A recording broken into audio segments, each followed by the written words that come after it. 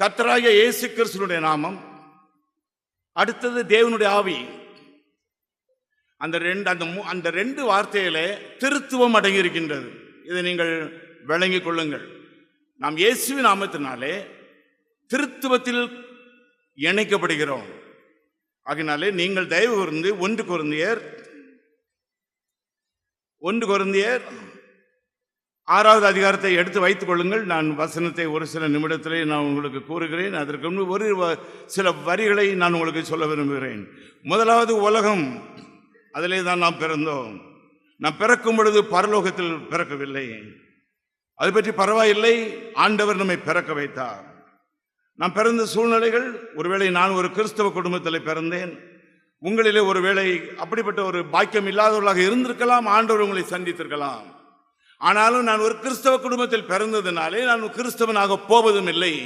ஏனென்றால் கிறிஸ்தவ குடும்பத்தில் பிறப்பதனால் கிறிஸ்தவன் அல்ல, கிறிஸ்துவுக்குள் பிறப்பதனால் அவன் கிறிஸ்தவனாக மாறுகிறான். born Christian and born again Christian. இதெல்லாம் உங்களுக்கு விளங்குதா? உங்களுக்கு விளங்குதல்லவா? ஒருவன் கிறிஸ்தவன் என்பவன் எப்படிப்பட்டவனாக இருக்கிறான்? இயேசுனுடைய நாமத்தை அறிந்தவனாக இருக்கிறான். இயேசுனுடைய நாமத்தை நீங்கள் 1 கொரிந்தியர் 6வது அதிகாரத்தில் வருவீர்கள் என்றால், ஆண்டவருடைய சமூகத்திலே பவுல் அப்போஸ்தலன் மிக சாதாரணமாக சரளமாக அவர் இந்த உலகம் எப்படிப்பட்ட உலகம், அந்த எந்த விதமான ஒரு உலகத்திற்குள் நீங்களும் நானும் பிறந்து வாழ்ந்தோம், இப்பொழுது என்னோடு கூட சேர்ந்து வாழுங்க. வாசியுங்கள். 1 கொரிந்தியர் 6வது அதிகாரம் 9, 10 என்னோடு சேர்ந்து ஒவ்வொரு வரியாக நீங்கள் வாசிக்க வேண்டும். அநியாயக்காரர் தேவனுடைய ராஜ்யத்தை சுதந்திரிப்பதில்லை என்று அறியீர்களா? வஞ்சிக்கப்படாதிருங்கள். வேசி மார்க்கத்தாரும், விக்கிராராதனைக்காரரும், விபசாரக்காரரும், சுய புணர்ச்சிக்காரரும், ஆண் புணர்ச்சிக்காரரும், திருடரும், பொருளாசைக்காரரும், வெறியரும், உதாசீனரும், கொள்ளைக்காரரும் தேவனுடைய ராஜ்யத்தை சுதந்திரிப்பதில்லை. அடுத்தவரையும் சேர்த்து வாசிருங்க. உங்களில் சிலர் இப்படிப்பட்டவர்களாக இருந்தீர்கள். போதும், அதோடு நிப்பாட்டில் கொஞ்ச நேரம். அதான் உலகம். அந்த உலகத்துல தான் நம்ம வாழ்றோம். அந்த உலகத்துல தான் நம்ம திருமணம் பண்றோம். அப்படிப்பட்ட ஒரு உலகத்துல தான் நம்முடைய பிள்ளைகள் வாழப்போகிறார்கள். நம்முடைய பேர பிள்ளைகள் வாழப்போகிறார்கள். ஒரு அர்த்தமுள்ள வாழ்க்கை என்பது என்ன? நாளைய தினத்தை நினைத்து இன்றைய தினத்தில் தீர்மானம் செய்வது. பிரியமானவர்களே, ஒரு அர்த்தமற்ற வாழ்க்கை என்பது என்ன? இன்றைக்கு இருக்கட்டும், மனுபல வாழுவோம். அதனாலேதான் இயேசுனுடைய நாமம் என்பது எப்பொழுதும் மனிதர்களை, அவருடைய பிள்ளைகளை, அவருடைய ஊழியக்காரர்களை நாளைய தினத்தை குறித்து யோசிக்க சொல்லும். அதைத்தான் தரிசனம் என்பார்கள். தரிசனம் இல்லாத இடத்துல ஊழியர்கள் சாவார்கள், சபைகள் சாகும், ஆர்கனைசேஷன், கிறிஸ்தவ மிஷனரி சங்கங்கள் சாகும், விசுவாசிகள் சாவார்கள். அதனாலதான் நீங்கள் இன்றைக்கு வந்தது மிக நல்லது பிரியமானவர்களே. ஏனோ தானோ என்று நீங்களும் நானும் வாழ்க்கையை எடுக்கவே முடியாது. ஆனால் ஏனோ தானோ என்று வாழ்க்கையை எடுக்கலாம் என்று சொல்லி நம்மை உலகம் அழைக்கும். அநேக கிறிஸ்தவ நிகழ்ச்சிகள் கூட அழைக்கும், அநேக டெலிவிஷன் நிகழ்ச்சிகள் கூட அழைக்கும், அநேக கிறிஸ்தவ பத்திரிகைகள் கூட அழைக்கும். அதனால்தான் வஞ்சிக்கப்படாதீங்கள். நீங்கள் அந்த வார்த்தையை பார்க்கணும். முதலாவது உலகம், அடுத்தது விசுவாசியுடைய உலகம். அதிலே வஞ்சிக்கப்படாதீங்கள். அருமையானவர்களே, ஒரே ஒரு வாழ்க்கை என்று சொல்லுகிறோம், உண்மைதான். ஆனால் வாழ்க்கை என்பது யாரால் வந்தது? அப்பாவாலும் அம்மாவாலும் வரவில்லை. பிள்ளைகள் கர்த்தரால் வரும் சுதந்திரம். வாழ்க்கை என்பது கர்த்தர் ஒரு கணவனுக்கும் ஒரு மனைவிக்கும் கிருபையாக ஒரு உருவை ஏற்படுத்தி ஒரு வாழ்க்கையை வெளியே தள்ளுகிறார். அந்த வாழ்க்கைக்கு சில வருடங்களை கொடுக்கிறார். அநேகர் சொல்லுவார்கள் இது என்னுடைய வாழ்க்கை என்று. இல்லை பிரியமானவர்களே, அவர்கள் தெரியாமல் சொல்லுகிறார்கள். அவர்கள் பொய் சொல்லவில்லை, தெரியாமல் சொல்லுகிறோம். இது என்னுடைய வாழ்க்கை. This is my life. I know how to do it. நீங்கள் எனக்கு ஒன்றும் சொல்ல தேவையில்லை. இது என்னுடைய வாழ்க்கை. பிரியமானவர்களே, அப்படி அல்ல, அது அல்ல. ஆனால் மனிதர்கள் ஆகிய நாம் அநேக காரியங்களை விளங்கிக் கொள்ள முடியாதவர்களாக இருக்கிறோம், தெரிந்து கொள்ள முடியாதவர்களாக இருக்கிறோம். ஏனென்றால் 1 மணிக்கு இன்றைக்கு என்ன நடக்கும் என்பது நமக்கு தெரியாது. சாயந்தரம் 5 மணிக்கு நமக்கு என்ன நடக்கும் என்பது தெரியாது. இன்னைக்கு இரவு கண்ண மூடினால் நாளைக்கு எழும்புவோமா என்பது நமக்கு தெரியாது. வருங்காலம் மனிதர்களுக்கு தெரியாததினாலே தெரிந்தவர்கள் போல மனிதர்கள் தங்களை பற்றி பேசி மற்றவர்களை விட தங்களை பெரியவர்களாக காட்ட விரும்புகிறார்கள். அதற்கு காரணம் என்ன? மனிதனுடைய பிறப்பு மமதை. மனிதன் ஒரு மமதையின் சிகரம். தனக்கு எல்லாம் தெரியும் என்று அவன் நினைக்கத்தக்க அளவிற்கு அவன் தன்னுடைய இருதயத்திலே பிடிவாதக்காரனாக மாறினான். அந்த பிடிவாதம் தான் பாவம் என்பது பிரியமானவர்களே. அந்த பாவத்தில் அவன் விழுந்து விட்டதினாலே அவனுக்கு கண்கள் மூடிவிட்டது. உங்களுக்கு தெரியும், லாம்பத் கான்ஃபரன்ஸ் என்று சொல்லுவார்கள். ஆங்கிலிக்கன் சபையிலே லாம்பத் கான்ஃபரன்ஸ் என்று சொல்லுவார்கள். ஆங்கிலிக்கன் சபையிலே உள்ள எல்லா அத்தியட்சர்மார்களும் இங்கிலாந்திலே கூடுவார்கள். அது 10 வருஷத்துக்கு ஒரு முறை நடக்கும். இந்த போன வாரம் தான் முடிந்தது என்று நான் நினைக்கிறேன். 10 வருஷத்துக்கு பிறகு மறுபடியும் நடந்தது. ஆரம்ப நாட்களிலே இந்த ஆங்கிலிக்கன் சபை என்பது, நான் ஒரு ஆங்கிலிக்கன் சபையினுடைய பின்னணியத்திலிருந்து வந்தவன், அதனால எனக்கு அதை பற்றி நன்றாக தெரியும். திருநெல்வேலி டயசிஸ் ஒரு ஆங்கிலிக்கன் டயசிஸ். பிரியமானவர்களே, அந்த ஒரு பின்னணியத்திலிருந்து வந்தவர்கள், அருமையானவர்களே, இந்த பின்னணியத்தில் இருந்ததினாலே ஆரம்ப நாட்களில் இந்த லாம்பத் கான்ஃபரன்ஸ் என்பது சுவிசேஷ ஊழியங்களை பற்றி பேசும், இந்தியாவை பற்றி பேசும். ஆனால் கடந்த அந்த லாம்பத் கான்ஃபரன்ஸ்ல என்னத்தை பேசினார்கள் தெரியுமா? ஒரு ஆணோடு ஒரு ஆண் விவாகம் செய்தால் அவனை பிஷப்பாக மாற்றலாமா வேண்டாமா என்று சொல்லி. ஏனென்றால் ஏற்கனவே ஒருவனை அவர்கள் பிஷப்பாக மாற்றி இருக்கிறார்கள். அதனாலே கடந்த லாம்பத் கான்ஃபரன்ஸ்ல ஆங்கிலிக்கன் சபை உடைந்தது. நீங்கள் நன்றாக நீங்கள் யோசிக்க வேண்டும். நாம் வாழும் உலகம், நான் இந்த வசனத்திலே வாசித்த உலகமே, அது உலகம் என்பது எல்லாத்துக்குள்ளே வந்து விடுகின்றது. சபைக்குள் வந்து விடுகின்றது, கிறிஸ்தவ ஸ்தாபனங்களுக்கு வந்து விடுகின்றது. உங்களுக்குள்ளும் வர முடியும், எனக்குள்ளும் வர முடியும். நாம் விழித்திருந்து ஜெபிக்காவிட்டால், நாம் வேதத்திலே நம்முடைய முகத்தை பதிக்காவிட்டால், நாம் சண்டியர்கள் என்று நாம் நினைப்போம் என்றால் நாம் சின்னாபின்னமாக போவோம். எனக்கு காலை ஜெபம் தேவையில்லை, எனக்கு வசனம் தேவையில்லை என்று சொல்லுவோம் என்றால், பிரியமானவர்களே, முழு நேர ஊழியர்களுக்கு இந்தமான கூட்டங்கள் ஒரு வாடிக்கையாக மாறிவிடும். வரும் உங்களுக்கு அது ஒரு வேடிக்கையாக மாறிவிடும்.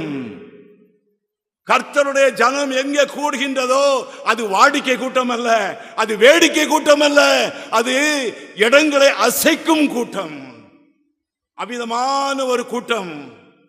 இன்றைக்கு ஆண்டவருடைய சமூகத்திலே உங்களுக்கு கர்த்தர் மிக கிருபையாக கொடுத்திருப்பதனாலே நானும் மிக தெளிவாக உங்களிடத்திலே கர்த்தருடைய வசனத்தை வைக்க விரும்புகிறேன். உலகத்தை அறிந்து கொள்ளுங்கள். இந்த உலகத்துக்குள்ளே தான் நீங்களும் வாழ்கிறீர்கள், நாங்களும் வாழ்கிறேன். எப்படி வாழ வேண்டும் என்பதை நாம் தெளிவாக திட்டவட்டமாக அறிந்து தெரிந்து அந்த தடத்திலேயே பேரணும். பிரியமானவர்களே, அந்த தடத்திலேயே பேரணும். அங்கேயும் இங்கேயும் நாம் பார்க்கக்கூடாது, அவர்களையும் இவர்களையும் நாம் பார்க்கக்கூடாது. எனக்கு அழைக்கப்பட்ட அழைப்பு எதுவோ அதிலே நான் போவேன், அதிலேயே நாம் போய்விட வேண்டும். அதற்காகத்தான் பிரியமானவர்களே இந்த நேரத்திலே உங்களோடு கூட நான் தேவனுடைய வசனத்தை பகிர்ந்து கொள்ள வந்தேன். உங்களிலே சிலர் போன வருஷம் வந்தேன் என்று சொன்னீர்கள். ஆனால் என்னை எதிர்பார்த்து கொண்டே இருந்திருப்பீர்கள். இல்லை தம்பி, நான் போன வருஷம் நான் சென்னையில் இருந்தேன், பக்கத்தில் இருந்தேன், வந்திருக்கலாம். நான் தங்கியிருக்க வீட்டிலேருந்து இங்கே வர 20 நிமிஷம் தான் ஆகுது, ஆனால் என்னால் வர முடியவில்லை. ஏன் உங்களுக்கு தெரியும், ஒரு சிலருக்கு 7 வருஷத்துக்கு முன்பு என்னுடைய பாடியிலே கேன்சர் கண்டுபிடித்தார்கள். 7 வருஷத்துக்கு முன்னாலே எனக்கு 6 மாதம் தான் கொடுத்தார்கள். நான் 6 மாதம் தான் இந்த உலகத்தில் வாழ முடியும் என்று கூறிவிட்டார்கள். எல்லாரும் முடிவு செய்து விட்டார்கள். அதனாலே நான் கீமோதெரப்பி எடுக்க வேண்டியது இருந்தது. பிரியமானவர்களே, போன வருஷம் இவ்வளவு நேரத்திற்கு நான் கீமோதெரப்பி எடுத்துக்கொண்டிருந்தேன். அந்த கட்டிலிருந்து என்னால் எழும்ப கூட முடியவில்லை. நான் என்னுடைய மனைவியிடத்தில் சொல்லுகிறேன், இன்றைக்கு இங்கே கூட்டம் இருக்கிறது, எப்படியாவது போக வேண்டும் என்று சொல்லி நான் வாஞ்சியோடு புறப்பட்டெல்லாம் சட்டையெல்லாம் போட்டு பார்த்தேன், வர முடியவில்லை பிரியமானவர்களே. ஆனால் இன்றைக்கு உங்கள் முன்னாலே இவ்விதமாக வந்து நிற்க செய்த என்னுடைய ஆண்டவருக்கு நான் ஸ்தோத்திரம் செலுத்துகிறேன். இதே கிருபையை உங்களுக்கு அவர் செய்வார். என்ன வியாதி இருந்தாலும் நீக்கி போடுவார். என்ன கஷ்டம் இருந்தாலும் நீக்கி போடுவார். உலகம் எப்படி இருந்தாலும் உங்களையும் என்னையும் அவருடைய மறைவுக்குள் வைத்துக் கொள்வார். நீர் என் மறைவிடம் ஆண்டவரே, உம்முடைய கூடாரத்திற்குள் நான் இருப்பேன் கர்த்தாவே, உன்னை கண்மணியை போல காத்துக்கொள்வேன். அதனால நீங்கள் நான் சொல்கிற ஒவ்வொரு வார்த்தையையும் மிகவும் கவனமாக கேட்டு அதை யோசித்து அதை அறிந்து அது சரி என்றால் அந்த தடத்துல போகணும். அதுக்காக தான் நான் வந்திருக்கிறேன். பிரியமானவர்களே, உங்களை எல்லாம் நான் சந்திப்பதற்கு ரொம்ப சந்தோஷப்படுகிறேன். கர்த்தராய இயேசு கிறிஸ்துவினுடைய நாமம், தேவனுடைய ஆவி, அதை பற்றி வருகிற அடுத்த வசனத்தை நீங்கள் இப்பொழுது வாசிக்க போகிறீர்கள். 1 கொரிந்தியர் 6:11 முதல் வரி வாசித்தோம். இன்னும் அடுத்தவரை பாருங்க. ஆயினும் கர்த்தராகிய இயேசுவின் நாமத்தினாலும் நமது தேவனுடைய ஆவியினாலும் என்ன நடக்குது பாருங்க. கழுவப்பட்டீர்கள், பரிசுத்தமாக்கப்பட்டீர்கள், நீதிமான்களாக்கப்பட்டீர்கள். ஆண்டருக்கு எல்லாரும் ஸ்தோத்திரம் செலுத்தலாமா? இந்த மாதிரி ஆண்டவரே உமக்கு ஸ்தோத்திரம் ஐயா, உமக்கு நன்றி கர்த்தாவே, உமக்கு நன்றி உள்ளவர்களாக இருக்கிறோம் ஐயா. எவ்வளவு அருமையான ஒரு வசனம்! அருமையானவர்களே, அருமையானவர்களே, கர்த்தருடைய பிள்ளைகளே, திட்டவட்டமாக வாழ வேண்டிய ஒரு வாழ்க்கையாக இது இருக்க வேண்டும் என்றால், வாழ்க்கை கர்த்தருடையது, வருடங்கள் என்னுடையது. The life belongs to God, the years belongs to me. The life belongs to God, the years belong to me. கர்த்தருக்கு என்னுடைய வாழ்க்கை அவருக்கு உரியது, வருடங்களை எனக்கு கொடுத்திருக்கிறார். உங்கள் ஒவ்வொருவருக்கும் எத்தனை வயசுன்னு பார்த்துக்கோங்க. ஒருவேளை உங்களிலே உங்க குடும்பத்தில் இன்னைக்கு பிறந்தவங்க கூட இருக்கலாம், சிலருக்கு ஆகஸ்ட் 15 பிறந்த நாளாக இருக்கலாம். பிரியமானவர்களே, உங்களுடைய வருடங்களை யோசித்து பாருங்கள். எத்தனை வருடம் போயிட்டு பாருங்க, அப்படியே போய்விட்டது. இன்னும் யோசித்து பாருங்க, எத்தனை வருடம் நமக்கு இருக்குது, எத்தனை வருடம் இருக்குது பிரியமானவர்களே. அந்த வருடங்கள் கர்த்தர் கிருபையாக உங்களுக்கும் எனக்கும் கொடுத்திருக்கிறார். அந்த வருடங்களில் நாம் எப்படி இருக்க வேண்டும்? கழுவப்பட்டவர்களாக. கழுவப்படுதல் என்பது என்ன? சுத்த இருதயம் உள்ளவர்களாக. அதுக்கு ஒரு நல்ல வசனம் உண்டு, என்னோடு சேர்ந்து சொல்லுங்கள். கர்த்தாவே, என்னுடைய வாயின் வார்த்தைகளும் என்னுடைய இருதயத்தின் தியானமும் உம்முடைய சமூகத்தில் பிரியமுள்ளதாக இருப்பதாக, பிரியமுள்ளதாக இருப்பதாக. நான் பேசுகிற வார்த்தையெல்லாம் உமக்கு தெரியும் ஐயா. நான் நினைக்கிற எண்ணங்கள் எல்லாம் என்னுடைய நினைவை தூரத்திலிருந்து அறிகிறவரப்பா, அறிந்து கொள்ளுவீரப்பா. நீர் அப்படி என்னுடைய வார்த்தைகள் எல்லாம் நீர் கேட்கும் பொழுது, என்னுடைய எண்ணங்கள் எல்லாம் வரும் பொழுது சந்தோஷப்படணும், நீர் மகிழணும். அதுதான் கழுவப்பட்டவர்கள். இந்த கழுவப்பட்ட இருதயத்தை நாம் காத்து கொண்டோம் என்றால் அது ஒரு பெரிய ஒரு மகிழ்ச்சிக்கு நேரான ஒரு நாளை நமக்கு தரும். ஒவ்வொரு நாளும் அதிகாலையிலே என்னை தேடுகிறவன் என்னை கண்டடைவான் என்று சொல்லி இருக்கிறது கர்த்தருடைய வசனம். ஆண்டவர் சில சமயத்தில் நீங்கள் நன்றாக தூங்கி எழும்பி முழங்கால் போடக்கூடிய கிருபையை கொடுப்பார். ஆனால் சில சமயத்தில் காலையில் நீங்கள் எழும்பி விடுவீர்கள், ஆனால் உடல் ரொம்ப சோர்ந்து போய் இருக்கும். அப்பொழுது இன்னும் கொஞ்ச நேரம் கண்ணை மூடிட்டு அதுக்கு பிறகு நான் எழும்பலாம் என்று ஒரு எண்ணம் வரும். அந்த வரும் எண்ணத்தை நீங்கள் மேற்கொண்டு நீங்கள் எழும்பி நீங்கள் முழங்கால் போட்டீர்கள் என்றால் அன்றைக்கும் அந்த கழுவப்பட்ட இருதயம், அந்த கழுவப்பட்ட வார்த்தை, அந்த கழுவப்பட்ட நாவு, அந்த கழுவப்பட்ட இருதயம், எண்ணம் காக்கப்படும் பிரியமானவர்களே. அதனாலே கழுவப்படுதல் என்பது அதிகாலையில் இடம்பெற வேண்டிய ஒன்றாக உங்களுக்கும் இருக்கின்றது, எனக்கும் இருக்கின்றது. அதிகாலையில் நாம் கழுவ வேண்டும். பாத்திரங்களை கழுவுகிறோம், சட்டைகளை துவைக்கிறோம், வீட்டை பெருக்குகிறோம், இருதயத்தை சுத்தம் செய்கிறோம். இவைகள் எல்லாம் அதிகாலையிலே இடம்பெறும் நிகழ்ச்சிகள் பிரியமானவர்களே. அதிகாலையிலே எனக்கு உங்களை பற்றி தெரியாது, ஆனால் உங்களுக்கு தெரியும், பிசாசுவுக்கு தெரியும், இயேசுவுக்கு தெரியும். நீங்கள் இன்று காலையிலே அதிகாலையிலே எழும்பினீர்களா? நீங்கள் முழங்கால் போட்டீர்களா? நீங்கள் உங்கள் முகத்தை இந்த வசனத்திலே பதித்தீர்களா? அதை யோசித்து நாம் இன்னும் கொஞ்சம் பின்னாலே போக வேண்டியவர்களாக இருக்கிறோம். கழுவப்பட்டவன் தானா? இந்த இருதயம் என்னை கழுவி இருக்கிறது என்றால் என்னுடைய மனசாட்சி என்னை குத்துவதில்லை. Simple answer. என்னுடைய மனம் என்னை அடிப்பதில்லை, என்னுடைய கை நடுங்குவதில்லை, என்னுடைய வார்த்தை கொளறுவது இல்லை, என்னுடைய பார்வை திசை மாறுவதில்லை. எல்லாவற்றிலேயும் உறுதியோடும் தெளிவோடும் தீர்மானத்தோடும் இருக்க ஒரு மனிதன் யார் தெரியுமா? அவனுடைய மனசாட்சி அவனையே குத்தாத மனிதன். அதுதான் கழுவப்பட்ட ஒரு இருதயம். பிரியமானவர்களே, அடுத்தது என்ன சொல்லுகின்றது வசனம்? பரிசுத்தமாக்கப்பட்டவன்.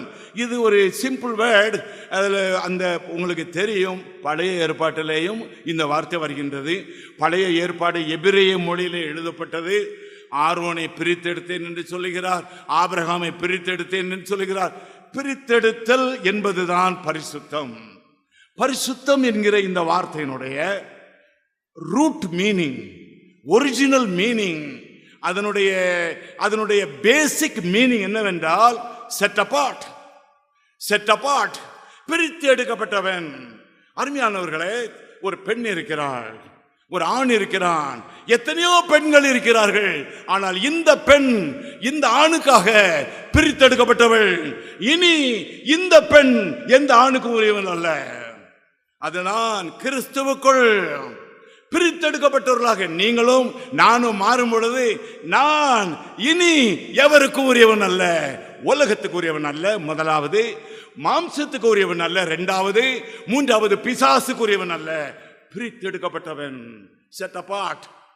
அருமையானவர்களே, நாம் இன்றைக்கு இந்த நல்ல நாளிலே கூடியிருப்பது மிக நல்லது.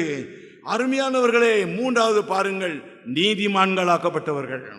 நீதிமான்களாக்கப்பட்டவர்கள். நான் சுருக்கமாக சொல்லிவிடுகிறேன். ஒரு அருமையான வார்த்தை. பிரியமானவர்கள், நீங்களும் நானும் பாவிகள். என்னை பார்த்து நீ நல்லவன், நீ பாவமே செய்யாதவன் என்று ஆண்டவராகிய இயேசு கிறிஸ்து சொல்லுவார் என்றால் நான் அதை சந்தோஷத்தோடு ஒப்புக்கொள்கிறேன். ஆனால் எனக்கு என்னை பற்றி தெரியும். இவ்வளவு சொல்லுகிறாரே என்னை பற்றி, ஆனால் எனக்கு என்னை பற்றி தெரியும். அவர் என்னுடைய பாவங்களை மன்னித்ததுனாலே, என்னுடைய அக்கிரமங்களை மன்னித்ததுனாலே, எவனுடைய மீறுதல்கள் என்னோடு சேர்ந்து சொல்லுங்க, என்னுடைய மீறுதல்கள் மன்னிக்கப்பட்டதோ, இவனுடைய பாவங்கள் மூடப்பட்டதோ, எவனுடைய அக்கிரமங்களை கர்த்தர் நினையாதிருக்கிறாரோ அவன் பாக்கியவான். அது பிறகு எவனுடைய ஆவியில் கபடமில்லாமல் இருக்கிறதோ அவன் பாக்கியவான். இப்ப நீங்க ரோமர்லையும் இதை பவுல் அப்போஸ்தலன் இதை கோட் பண்ணுகிறார். இந்த 32வது சங்கீதம் 1-2 வசனங்களை ரோமர் நிருபத்தில் பவுல் அப்போஸ்தலன் அதை மறுவருக்கா சொல்றாரு. அதுல எப்படி சொல்றாருன்னா, 32வது சங்கீதத்தில் இந்த 4 சேர்ந்து வரும். ஆனா ரோமர்ல அந்த 3 தனியாகவும் அந்த 4வது கடைசியாகவும் வரும். ரொம்ப நல்லா இருக்குல்ல தம்பி மேனியல்? அது யாருக்கும் உள்ளது. எவனுடைய பாருங்க, இப்ப சொல்லுங்க, எவனுடைய மீறுதல் மன்னிக்கப்பட்டதோ பாஸ்ட் டென்ஸ், எவனுடைய பாவங்கள் மூடப்பட்டதோ பாஸ்ட் டென்ஸ், எவனுடைய அக்கிரமங்களை கர்த்தர் நினைக்காதிருக்கிறாரோ பாஸ்ட், பிரசன்ட், ஃபியூச்சர், எவனுடைய ஆவியில் கபடம் இல்லாமல் இருக்கிறதோ ஃபியூச்சர். விளங்குதா உங்களுக்கு?